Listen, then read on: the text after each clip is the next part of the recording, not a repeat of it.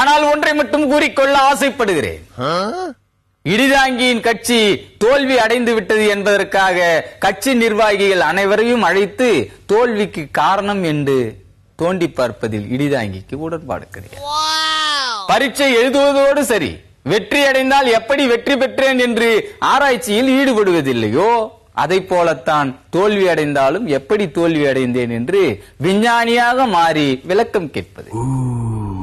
அப்படியே ஒரு சடங்குக்கு எல்லோரையும் அழைத்து நாம் ஏன் கிழிக்கவில்லை என்று கேட்டது வரலாறு. அந்த வரலாற்றில் இடிதாங்கியின் வேஷ்டி நாறு நாராக கிழிந்து தொங்கியதை பூகோளம் அறிந்தும் வரலாற்றின் கூடுதல் சிறப்பாக பதிவு செய்யப்படும். அதனால் ஆணி பிடுங்குதல் இனியும் வேண்டாம் என்று இடிதாங்கி கம்மென்று இருக்கின்றது. அதை போல செய்தியாளர்களை கூப்பிட்டு வியாக்கியானமும் வைப்பதும் இல்லை. அவர்களுக்கு தெரியும் இடிதாங்கி தரும் சமோசாவில் ஸ்டஃப் எதுவும் இருக்காது. அதனால்தான் அவர்களும் தோல்வி ஏன் அடைந்தீர்கள் என்று கேட்டு என்னுடைய பொன்னான நேரத்தையும் அவர்களது கண்ணான நேரத்தையும் வீணாக்க மாட்டார். ஆனால் இடிதாங்கியின் கொள்கை முடிவுகளில் சில மாற்றங்களை கொண்டு வரலாம் என்று நினைத்திருக்கிறேன்.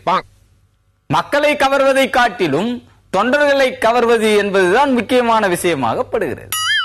இதை லேட்டாக யோசித்தாலும் லேட்டஸ்டாக யோசித்து உங்கள் முன்னால் வைப்பதற்கு தயாராகிவிட்டான் இடிதாங்கி.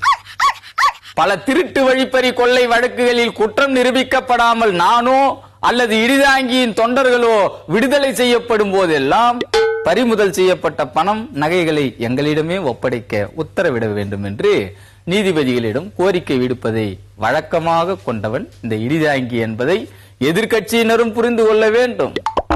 இனிமேல் இது போன்ற செயல்களில் ஈடுபடக்கூடாது என்று போலீஸ்காரர்கள் என்னை அடித்து மிதித்து தலைகீழாக கட்டி தொங்கவிட்டு புரட்டி புரட்டி உதைத்து விட்டு போங்கள், பரவாயில்லை.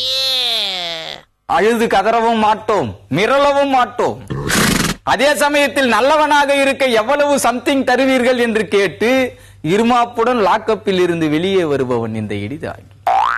வீடுகளில் புகுந்து அகப்பட்டதை சுருட்டியவற்றை வெள்ளை பேப்பரில் பட்டியலிட்டு பொருட்களை பறிகொடுத்த ஓனரிடம் கையொப்பம் பெற்று வரவேன்.